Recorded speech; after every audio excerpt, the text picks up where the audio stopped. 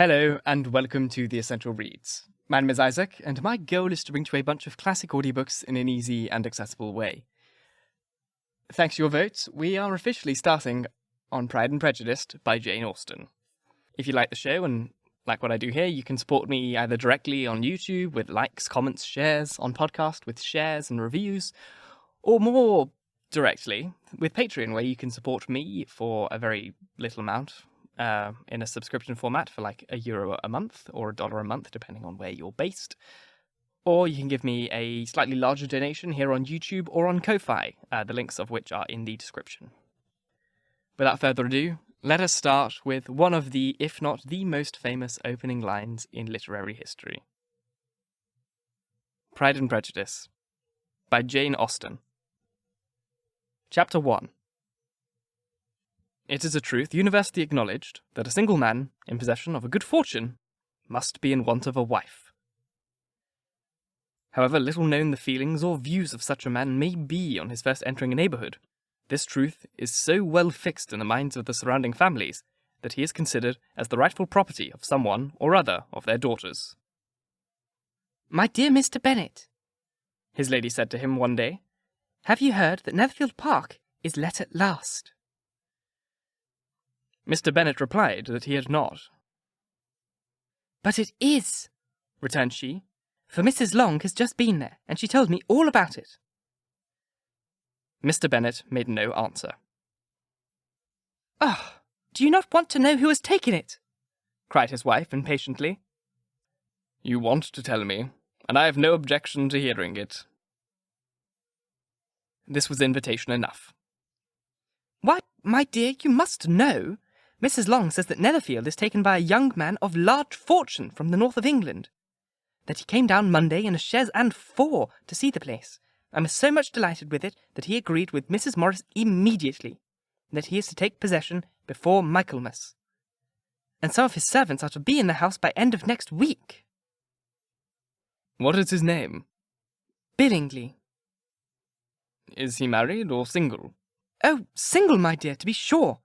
A single man of large fortune, 4,000 or 5,000 a year. What a fine thing for our girls!"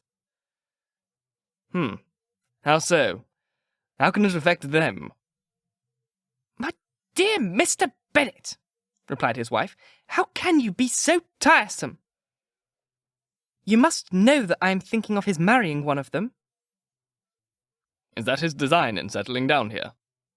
"Design? Nonsense! How can you talk so?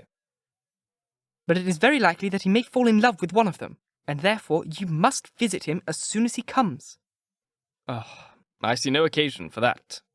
You and the girls may go, or you may send them by themselves, which perhaps will be still better, for you are as handsome as any of them. Mr. Bingley might like you best of the party." "My dear, you flatter me. I certainly have had my share of beauty, but I do not pretend to be anything extraordinary now. When a woman has 5 grown-up daughters, she ought to give over thinking of her own beauty." "In such cases, a woman has not often much beauty to think of." "But, my dear, you must indeed go and see Mr. Bingley when he comes into the neighbourhood." "It is more than I engage for, I assure you." "But consider your daughters. Only think what an establishment it would be for one of them. Sir William and Lady Lucas are determined to go, merely on that account, for in general you know they visit no newcomers. Indeed, you must go, for it will be impossible for us to visit him if you do not." "You are over-scrupulous, surely.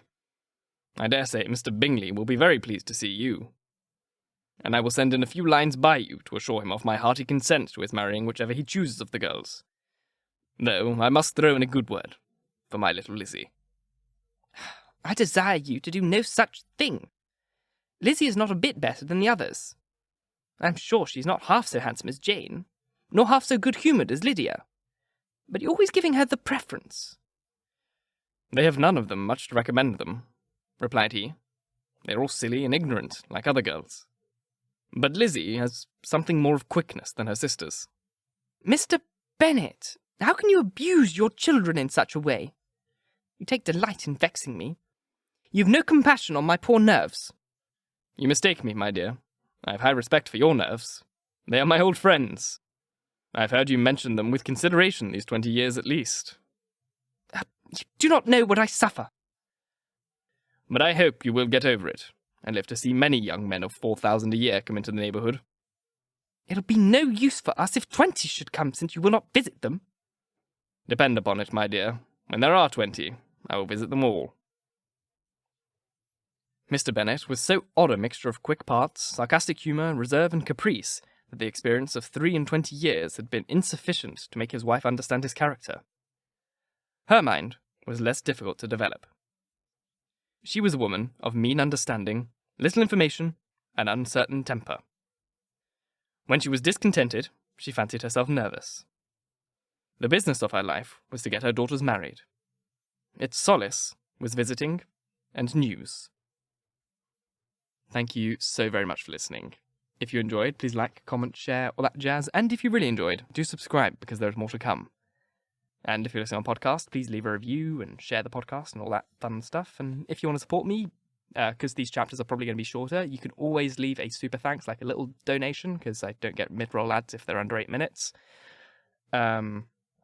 Which, drastically increases my salary. And though this book has a lot of chapters, they're rather short. So that would be very appreciated if you would like to do that. If you want to support me in a more long-term way, you can always go to the Patreon, where for as little as $1 a month, you will have access to exclusive audiobooks. But this is the first chapter of Pride and Prejudice, and I can't wait to bring you the second on Sunday. Yep, Sunday. Once again, thank you very much for listening. And until then, bye-bye.